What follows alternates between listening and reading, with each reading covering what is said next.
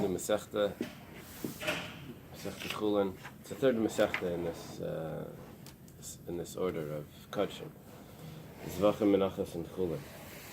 And the main topic is mundane animals or mundane food as opposed to sacrifices. So the Mishnah begins. Hakol Sheichtim. Everyone is allowed to shecht. Ushchitasen keshera. And the shchita is valid. Time do you want to go? I think so. You said, Rabbi, we're dealing with specifically here, you said animals? Yeah, mundane animals. And what else? Not kachim. And afterwards we'll talk about kashas as well. So, and their shchita is valid. Chutz me cheresh v'katan, except for someone that's a cheresh, which is deaf and dumb and mute, and the shaita is an imbecile. The Gemara explains what a shaita is, not here, in other places. And a katan is a child. Why? Shem yekalkalu eshchitasen. Maybe they will mess up the shchita. Sorry, yeah. What about a suma? Doesn't say. Maybe they'll mess up the shchita. All of them that shecht and other people are watching them, and other people that are kosher shecht, so shchitas and kshera. Someone's standing on top of them, making sure that they do it correctly, so the shchita would be valid.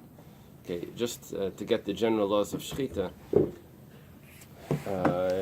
it says that you will shecht kasher tzibisicha as I commanded you, and we're told that there are 5.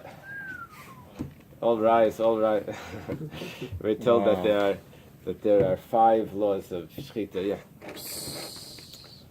those are shihiyah. You're not allowed to pause in the middle of the shchita. So in other words, during the cutting, you can't stop and then continue after. And the second one is drasa. It needs to be done in a cutting way. You can't chop. Shchita cannot be done through chopping. That would be drasa. Also chalada. Chalada means hidden. You can't put the knife in between the two parts. The two, which is the trachea and the esophagus. You have to cut from the front of the neck. You can't insert the knife in between and then cut and then go back.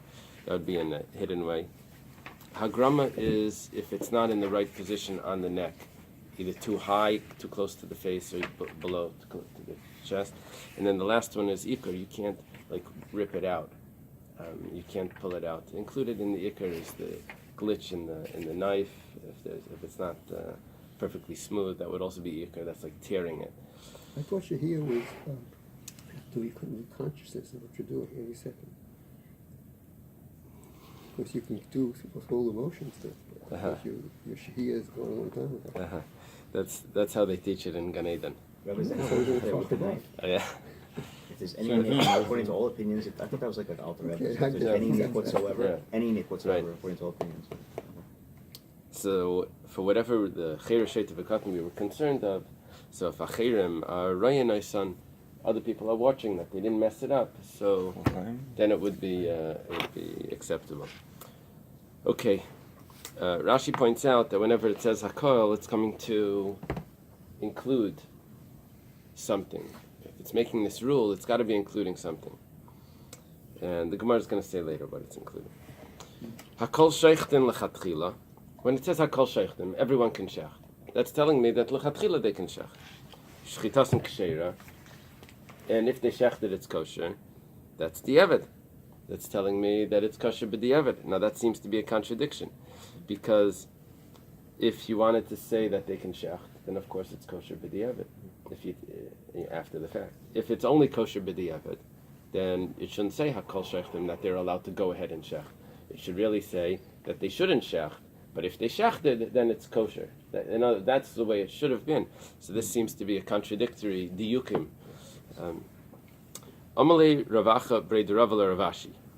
Ravacha, the son of Rabbi, says to Ravashi, "V'chol hakol lechatchilahu." Every time it says hakol, it means that it's lechatchila. In other words, your assumption, the basis of your question is an assumption. Is that assumption accurate? Every time it says hakol, everyone can shech, that means that everyone lechatchila can shech. Every time it says that term, everyone hakol, that's a lechatchila, alamayata.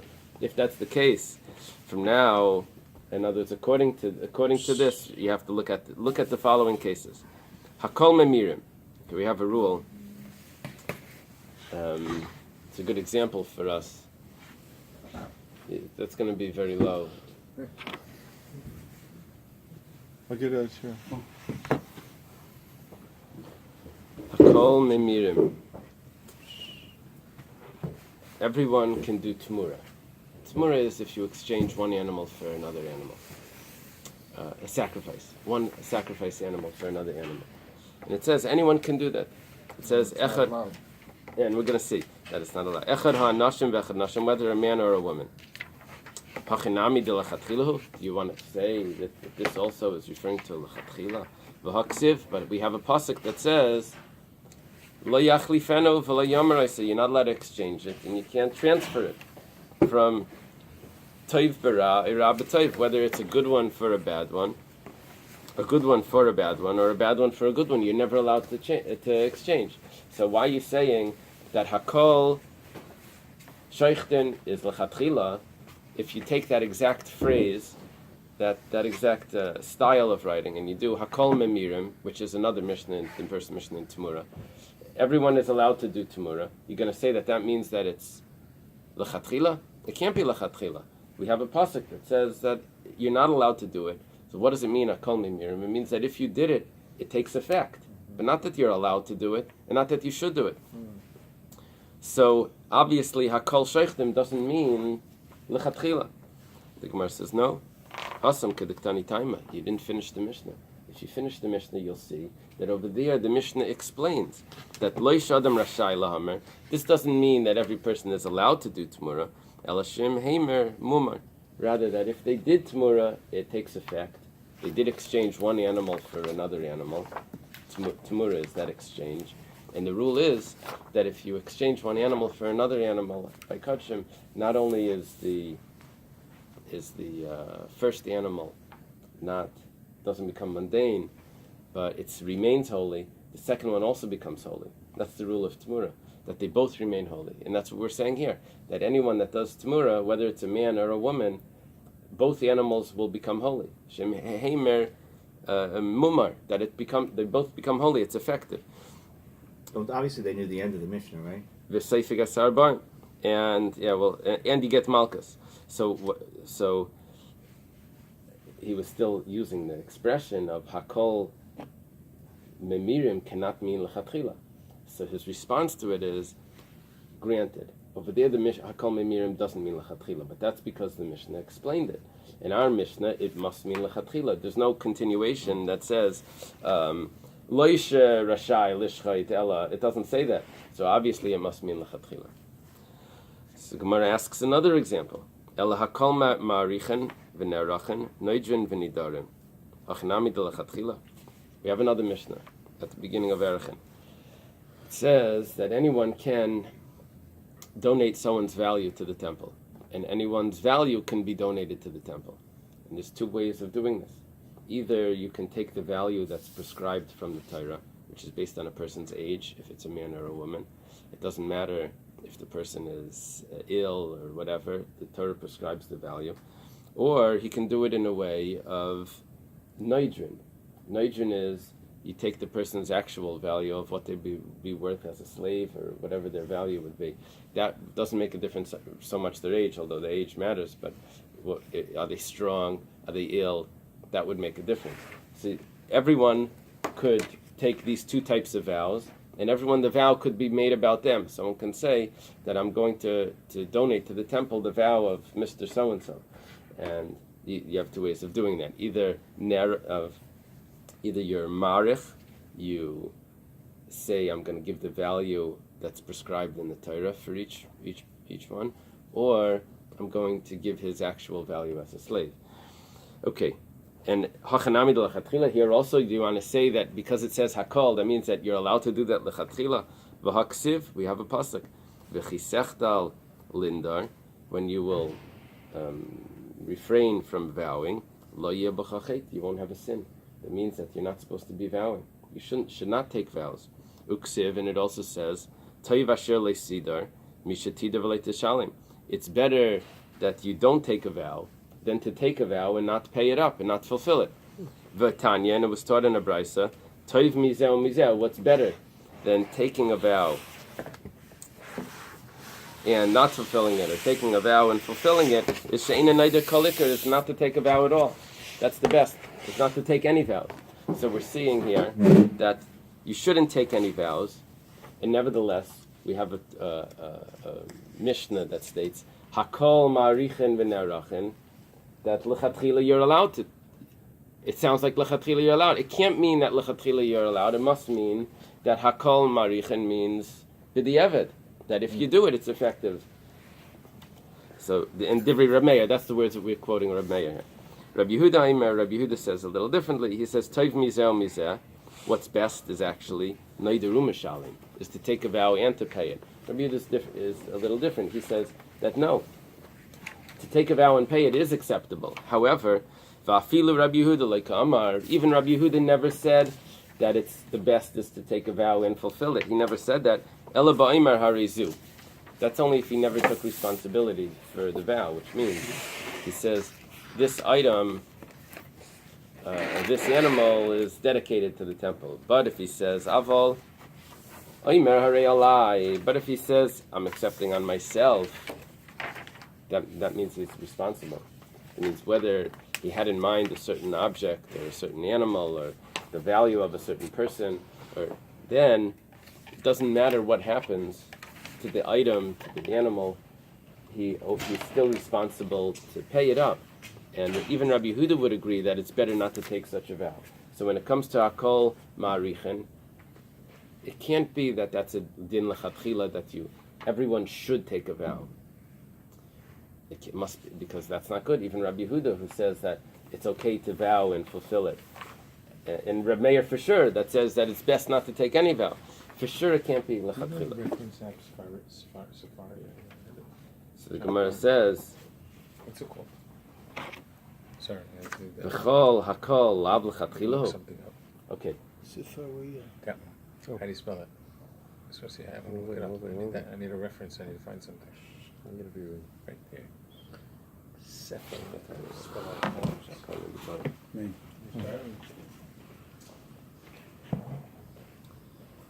Every time it says hakol, that similar to our Mishnah, hakol sheichtim, everyone can shech. The Gemara until here has been trying to prove that it can't be lechatchila, because we had a question that if it's lechatchila, it's a contradiction. Everyone can shech, and if they shecht, it's valid. So one is lechatchila, one's b'di'evet. Is it everyone can shecht lechatchila, or everyone that shechts it's kosher b'di'evet? Which one is it? It's a contradiction. So we tried to answer that. We said, well, maybe hakol doesn't mean lechatchila, and we seem to have a proof that hakol doesn't mean lechatchila, because it says anyone can vow, and we know that you shouldn't be vowing. So it must mean that hakol is not lechatchila. So what would we have here? We would have two b'di'evet. Hakol sheichten, everyone that shechts, it's okay. Shchitas and ksheir, if they shecht, it's okay. But we're not getting into that redundancy. The redundancy. That we'll get to in a moment. But now we're just saying. Sorry? In our Mishnah, it specifically says hakol except for these guys. Yeah. So it's not really hakol. In all these other cases, there's no chutz. Right. Okay.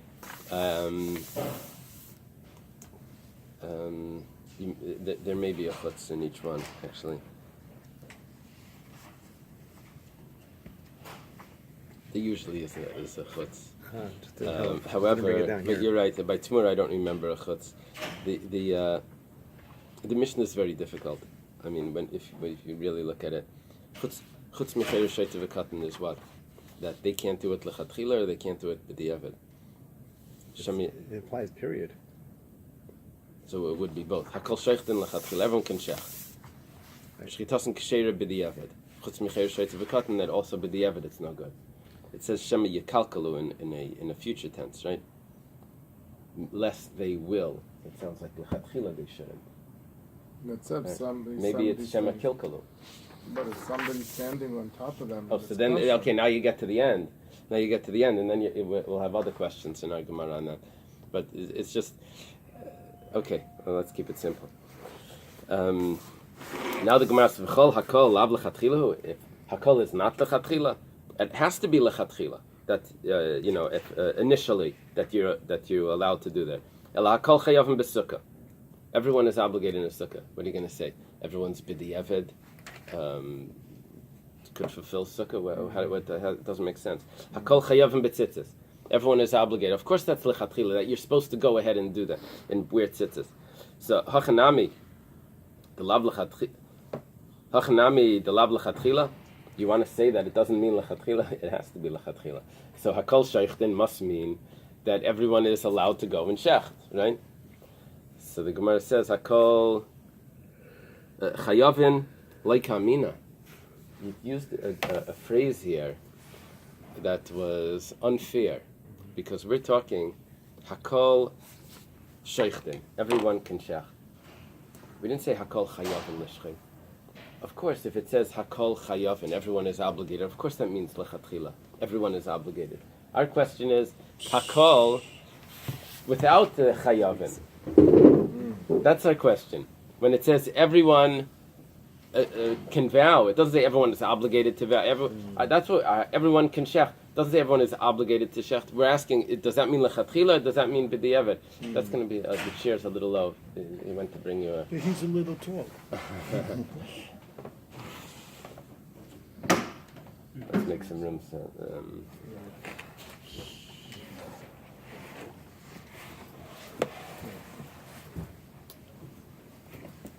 He said by Rabbi Eily, he said he was very poor, and his students were poor. It says he didn't even have food. Rav Tarfon would give him beets to eat from his field. Tarfon was very rich. Tarfon was rich. So, but Rabbi Eily was poor, so it says he only had one suit, because Rabbi Gamliel asked him, "How come you didn't come to the Bais Medrash?" He said, "I couldn't go out because my wife had the clothing." So I'm just imagining flowered, but it could be an overcoat. It doesn't. So, but they said that 6 students were able to fit under one talis. So they explained that when each student wants the other one to get under, so then you could squeeze in. When everyone pulls it to themselves, then you can only have one. So that's the. Okay, so. Elameata, if that's the case, that you're going to say that it's b'diavad, hakol sheichten means b'diavad, hakol seimchen. Everyone does smicha. Smicha means they lean on the animal before it's offered as a sacrifice. Echad ha'anashim b'echad ha'anashim. Both the men and the women. Hachanami d'lav l'chatchila. You want to say it's not l'chatchila. It has to be l'chatchila, even though it doesn't say chayavin. And again, we're going to take us back to shchita, that it must mean lechatchila. But let's first prove that smicha is an obligation. V'aksiv v'samach yadav v'nirtza. He leans on it and it's an appeasement. It means that you have to do it if you want it for the sacrifice to be good. Well, it's not that it's market, but that's what you're supposed to do. That's the correct way of doing it. It means that lechatchila you should do that. So Gemara says in Ika hakol lechatchila.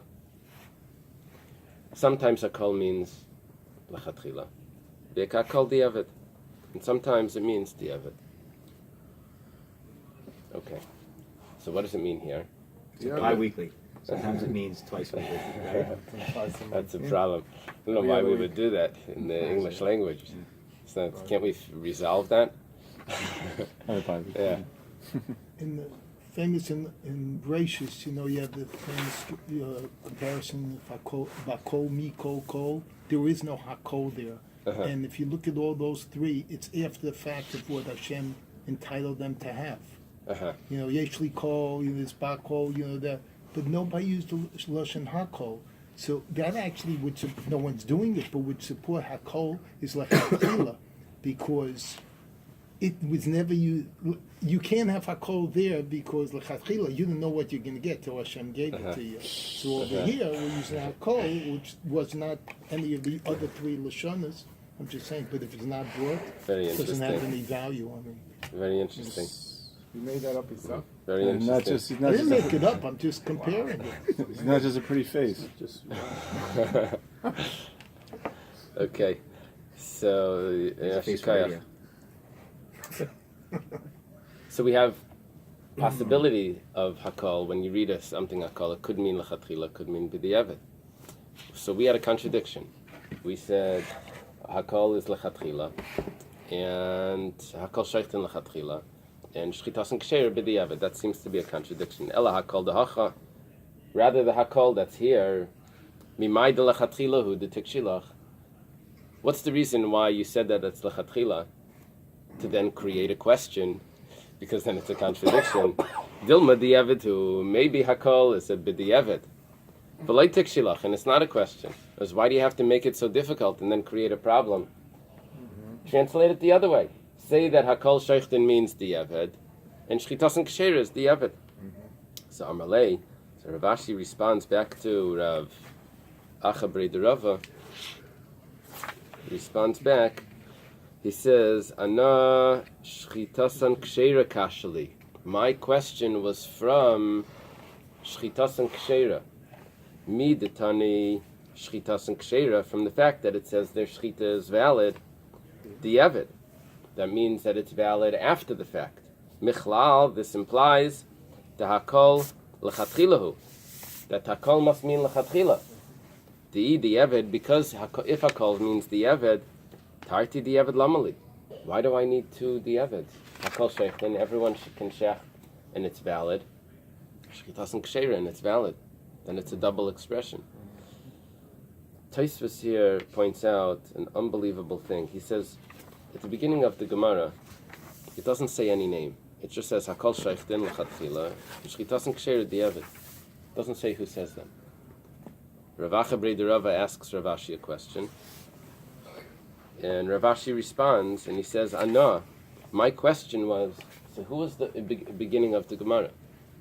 So Tosfos over here says, Mikan Raya she Rav Ashi Sidar Gemara. This is a proof that Rav Ashi arranged the Gemara. You see this, Tosfos? Everything that they told me in yeshiva that I took for granted, I didn't know that they got it from this Tosfos. This is the proof. You see, it's incredible. For the academics, there was a professor at JTS in Columbia. It was a big Talmud Chacham. I don't know if he's around anymore. David Alivni Weiss was a big Talmud Chacham. He knows the whole Shas. He went in Auschwitz. He knew the whole Shas. He was like a survivor, an older man. But his whole thesis and everything is that there's stamoim, he calls them. The stam of the Talmudah.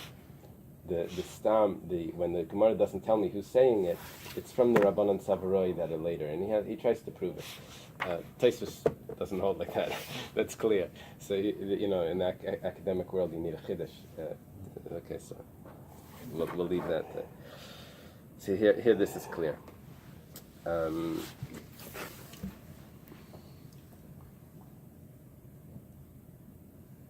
Okay, Amar Rabbi Bar Ula, we have to resolve our problem.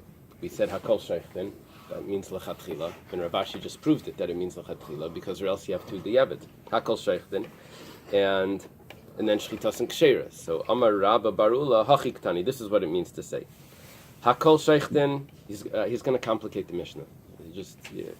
Everyone says that you can shech. I'm sorry. Everyone can shech. Who's the everyone? Afilu tamei b'chulin.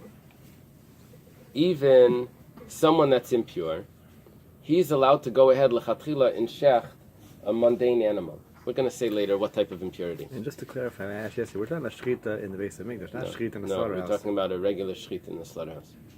Okay. Yeah, that's why it's Masech Chulin. Or else we would have said it's... So then where would Tamei fit in? Oh, we're going to see. Tamei b'chulin ma'ila meimer. Yeah, I think the good questions are starting on this side. Tamei b'chulin ma'ila meimer. What are you saying, Tamei b'chul? What's the... Of course, You have to tell me that someone tamei is allowed to shecht chulin.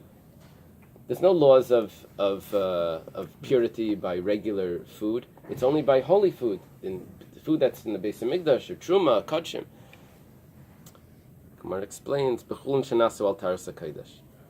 It's chulin that's being kept pure, and we're talking about someone that's trying to keep all his food pure, because he has kodesh as well. So he wants to keep everything pure, and we're discussing his such a person. Would be lechatchila able to shecht even if he's tamei. 1 second, but he's going to make it impure. Why should he be allowed to do that? Let's see. We're going according to the opinion that chulin shenasu al taras hakodesh has the status of kodesh. In other words, even though it's only a stringency that he's accepting on himself, but this stringency has laws to it. It's like we consider it like as if as if it's kodesh, because he's making it strict. He's accepting on himself that all his chulin needs to be kept pure, and we hold that anyone that does that has to keep it pure, like it's kodesh. Ketzad, say, how would he do this? Ketzad away, say, how does he shecht if he has to keep it pure? Maybe sakin arucha. He takes a long knife, and he shechts with it, kadesh layiga bebasar, so that he doesn't touch the meat. So he has a very long knife, so he can use the end of the knife to shecht, and we're not concerned that he's going to touch the meat. That's what it means. Lechatchila hakol sheichtim. Even someone that's tamei is allowed to shecht chulin like that. With a long knife, we don't suspect that by mistake or unintentionally he's going to touch the meat, which is not allowed to become impure. And the knife isn't tamei? That's the end of the Gemara. That's the Gemara is going to discuss. It depends what type of tumah the person is on the person. That's Uba Makdashin la yishchait. And now we do the second phrase of the Mishnah. However, by Kodshim, someone that's tummy should not shecht. Shema yiga bebasar. Maybe he's going to touch the meat. V'mshachat v'amar barli shlei nagati shchitas kshera. And if he says that I'm sure that I didn't touch the meat, then it's shchitas kshera. So now when we go back to the Mishnah, it's very interesting. Hakol sheichtim. Everyone that's tamei is allowed to shecht the regular chulin animal. Why? Because he's going to use a long knife, and we're not concerned that he's going to touch the meat. However, by kachim, he should not shecht. But if he says that I'm sure that I didn't touch anything, that I didn't touch the meat, shchitas kshera b'diavad. So there's two scenarios of the Mishnah that we never would have known if we didn't discuss that there's a contradiction and resolve it by saying this. Okay.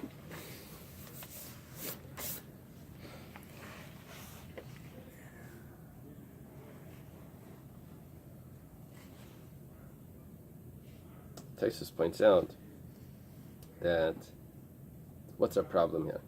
By kachim you can't shech. If it's a live animal, live animals don't become tummy. There's no such thing as an animal being tummy while it's alive. Taisus quotes a Gemara later on that says, well, maybe after the shechita he's going to touch the animal. But the Gemara later on says that pirchus, when the nerves are fluttering, and the animal is still moving, after it's shechted, it's still considered alive for certain things. So if it's alive before the shechita, it's considered alive after the shechita. Why do we have this concern by kachim that it's someone that's tummy shouldn't shecht? It's not going to become tummy. So Taisvis answers two answers. Either we're concerned that he's going to touch it after the pirchus after it stops fluttering, or he says that we didn't understand that Gemara over there. That Gemara over there wasn't talking about tumah and tara. Actually, when you get tumah, it would become tameh. It would be considered food. Over there, it's talking about being paideh kachim if it's considered alive. Other laws, but not regarding this law. This has another question here. He says, our whole concern here is that he may touch the meat. really have another question. Someone tummy shouldn't shecht kodshim. We have another problem. He may end up entering into the temple. So why does our Gemara only say the one concern that he's going to touch the meat? Whereas that we have another concern of. You say he's in the slaughterhouse, right? Yeah, The that's one case before? one. Hakol sheichtem, everyone can shecht chulin, even if they're tummy. Right. Shchitas and kshera, if they were shechting kodshim, they should not shecht kodshim. Right. And if they are shechting kodshim, then they have to say afterwards that bari li shaloi nagati bebasa, that I'm 100% sure that I didn't touch the flesh. So, because we're the concern that he did touch the flesh, we have another concern that maybe he's going to enter into the temple. We say that someone tummy, we're not concerned is going to enter into the temple. Over here, who are we talking about? We could be our original concern was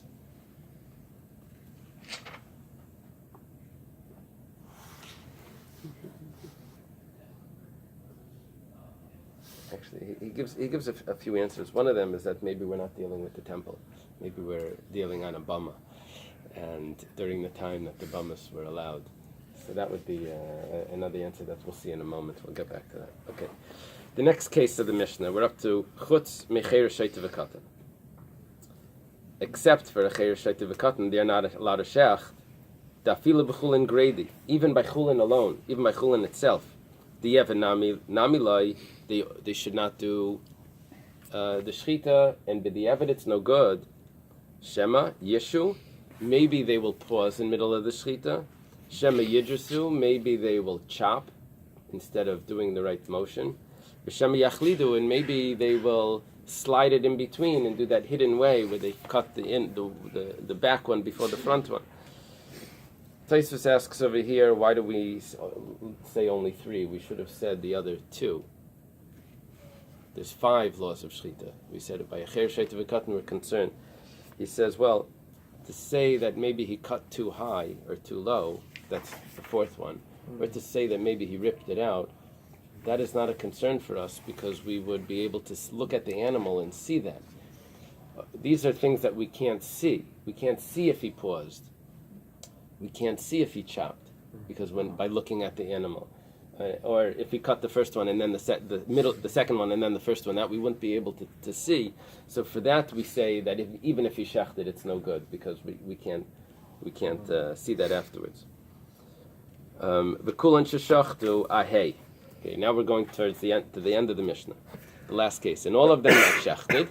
If other people are on top of them, their shechita is good. Which case are we talking about? Ahei means on which. Eily macheir sheita v'katan.